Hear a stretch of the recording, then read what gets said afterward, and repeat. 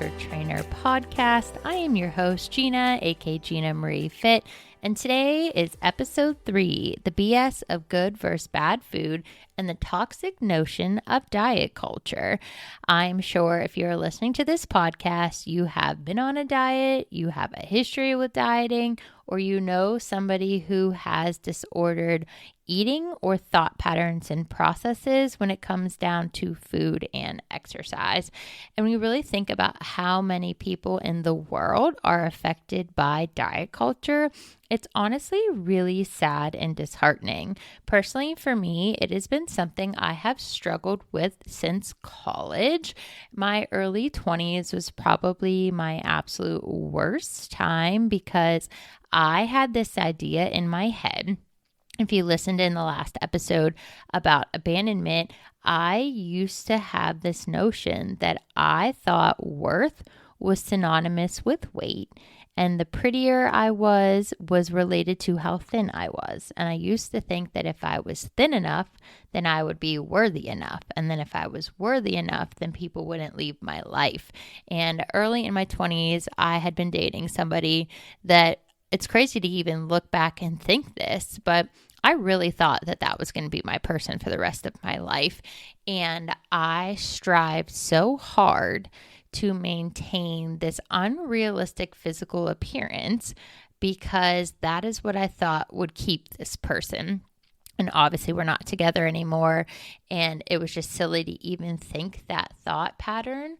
However, for me to make that possible, what's scary is what I did to myself. This person wasn't encouraging these behaviors.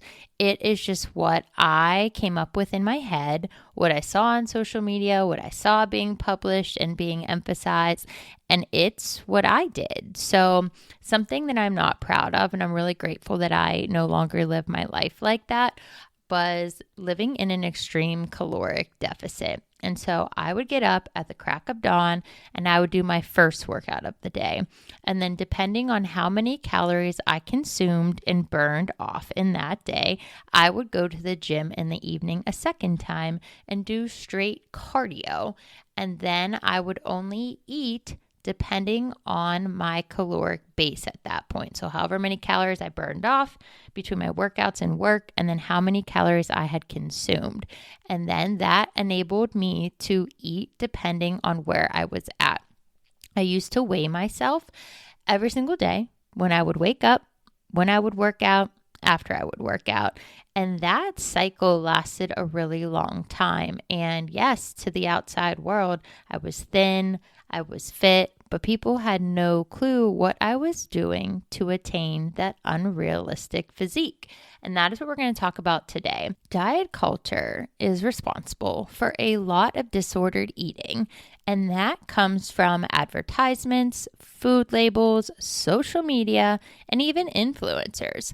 At first, it can be really difficult to realize just how toxic the information and environment you are involving yourself in until it becomes problematic and you're so deep that you're trying to find your way out and you can't. A lot of this stems from the concept that there is one health, like one type of body, one physique that is synonymous with worth, with beauty, with health, with weight, and it's only achievable in reality to excessive exercise and restrictive caloric intake. This idea that being a certain physique or weight or body structure is the only way to feel pretty or valued or worthy is something that I remember even young as a child. Every single person you saw pictured on magazines, on billboards, celebrities. And now as I'm older and you hear these people telling their story, they share all of the things that they had done to obtain these unrealistic physiques.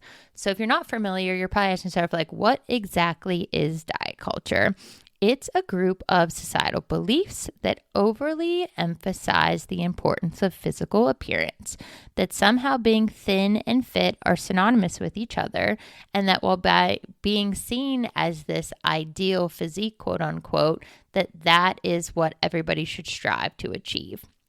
that somehow somebody is seen as superior once they make this achievement, which reality is just an unrealistic standard. It's the idea in philosophy that what is most important above anything else is obtaining this thin physique.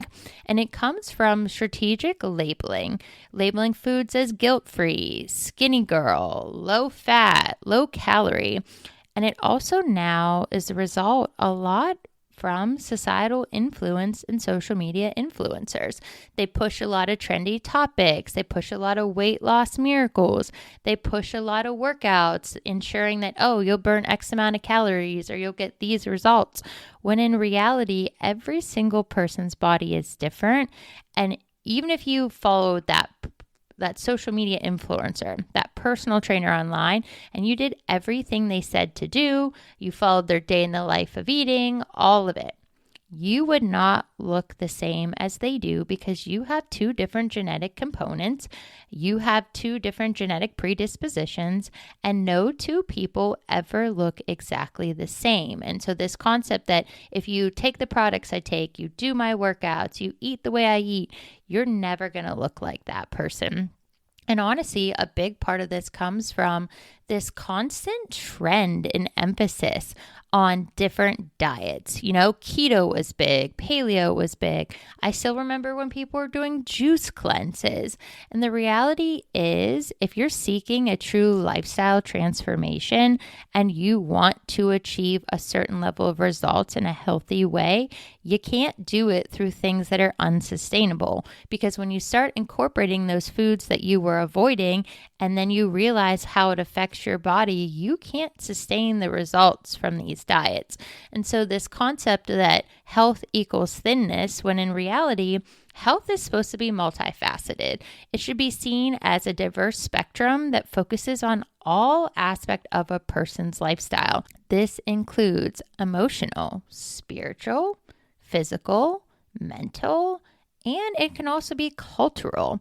Healthy means different things for different people, and that's something that I solely think we could solve a lot of the world's problems if people just stop trying to force their desired outcomes for their life onto other people. Just because you don't like the way a person looks, or you don't like their physique, or you don't like their body type means nothing. Your opinions are solely that, and they don't define a person's worth or value just because you see them as less than, because that's not what you're striving to achieve.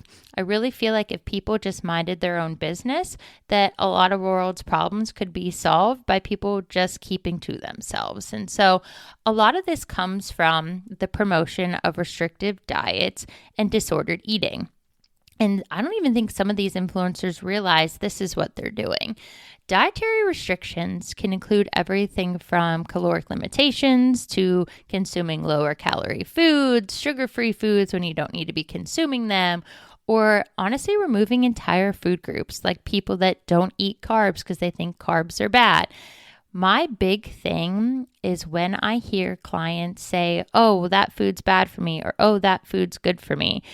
We should be looking at food in terms of nutrient-dense nourishment. No food is bad for you. No food is good for you. It's not this black versus white concept of good versus bad. Every food has a caloric amount, it has a nutrient density, and a certain level of nourishment. At no point should you have to take away entire food groups to get results. Encouraging things like this is what encourages toxic thought patterns and behaviors that leads to restrictive and disordered eating.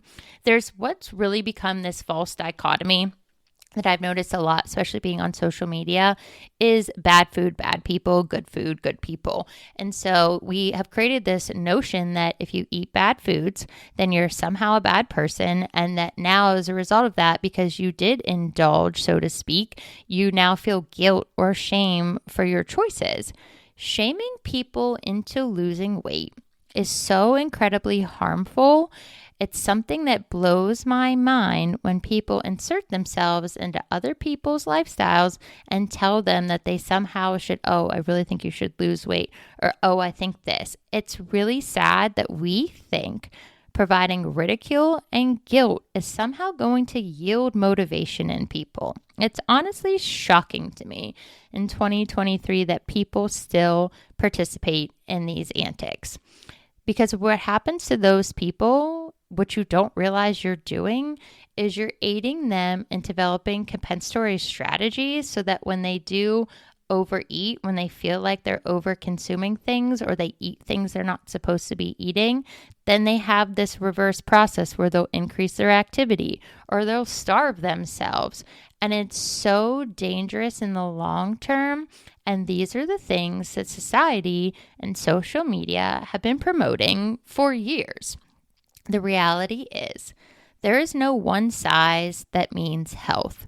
Having a negative body image and self-esteem is detrimental to so many other things other than just your physique. And it's something that comes from this situation with diet culture and this concept of good versus bad food, when in the reality, shaming people causes a stigma with obesity. And you see it a lot. Even I remember when Lizzo came onto the scene. Here's this incredibly talented person, and she was being shamed for her natural body type. They created a stigma around her being overweight in their terms. And it was really sad because when you get to know this individual, here she is vegan. She eats super healthy. She works out all of the time. She just has a different body structure than these people that were shaming her. And they somehow felt that they were in the right to be discussing her body on social media and in the news. It was honestly insane to me. There's somebody that is doing something that so many of us could never do, performing, playing instruments, going hard, being on tour, and you're shaming her because you don't like the way she looks. It's just appalling that we as human beings participate in these actions on a regular basis.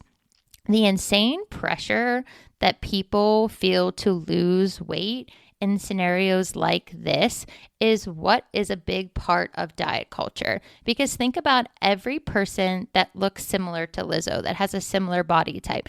They're going to feel that guilt and shame because she's a celebrity. And here you are denouncing somebody doing the most. I'm sure a lot of people thought, if they feel that way about her, how do they feel about me?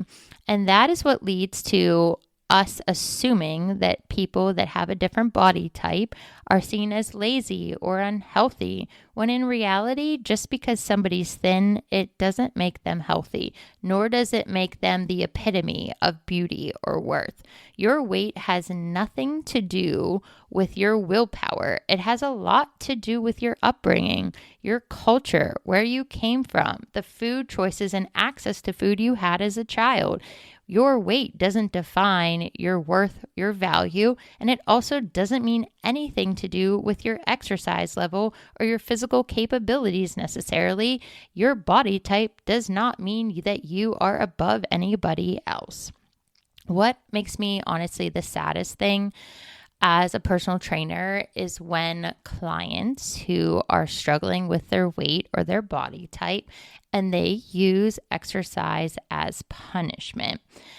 I did this and I'm not proud of it, but I used to over exercise to expedite results that I couldn't maintain because they weren't realistic. And you can see this a lot, especially when I worked in a studio.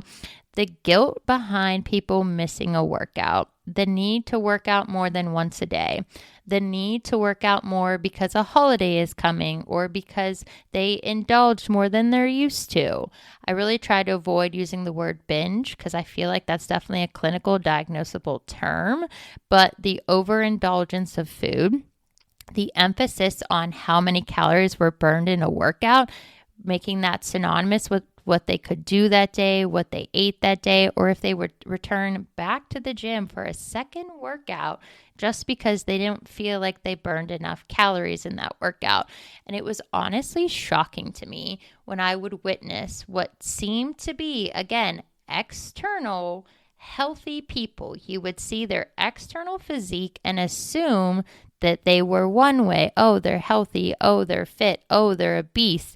And then Sometimes, in certain cases, you would learn about their disordered eating or their overemphasis on exercise or the fact that they never took a rest day and ever emphasis on recovery.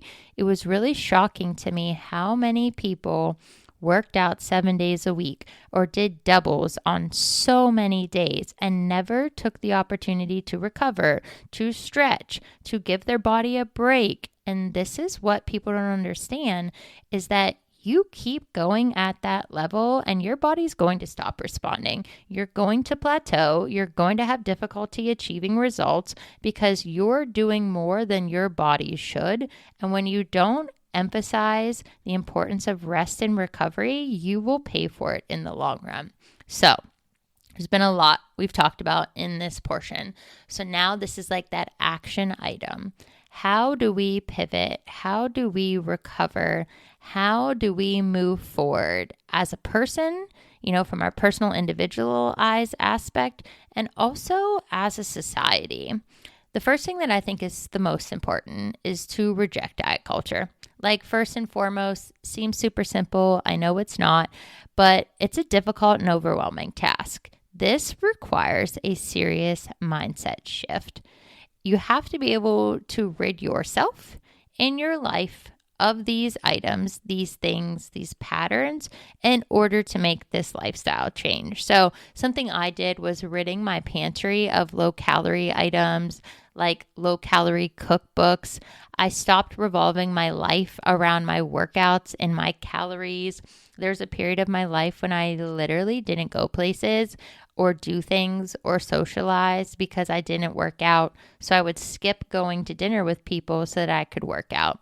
That's not necessary, nor is that healthy. The second thing I think is super important is that you learn to prioritize movement that is enjoyable, not movement that's going to guarantee you a certain caloric burn, not movement that you feel like is going to expedite your results.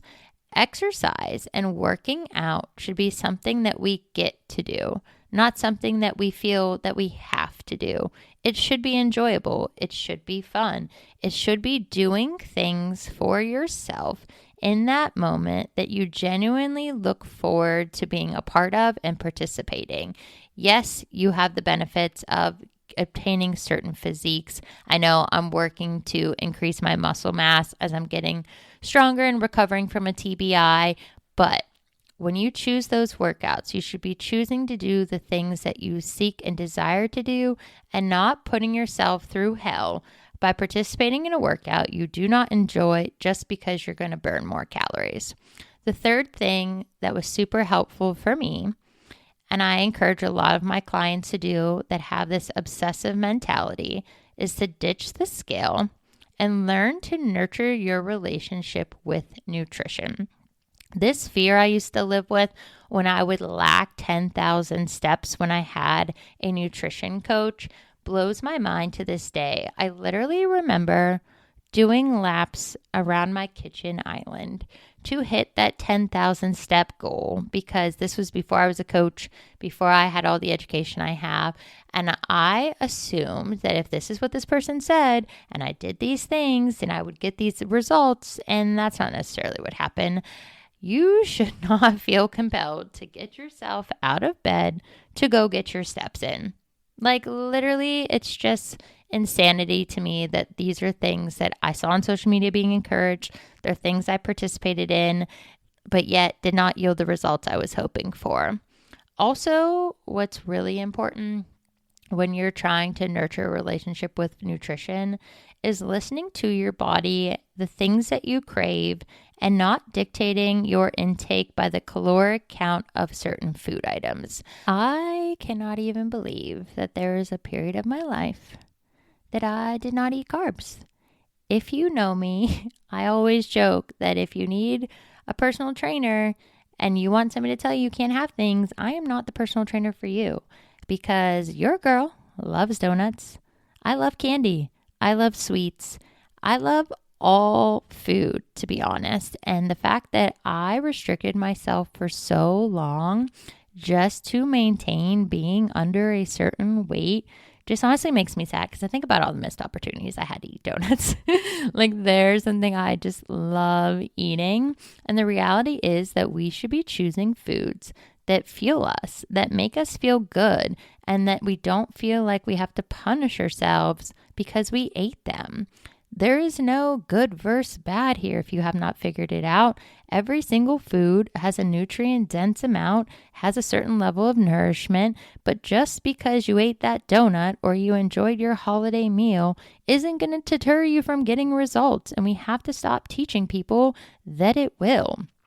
The fourth thing I think is super important and probably like the hardest thing in my opinion is changing your thought patterns and processes and learning to be okay with where you're currently at.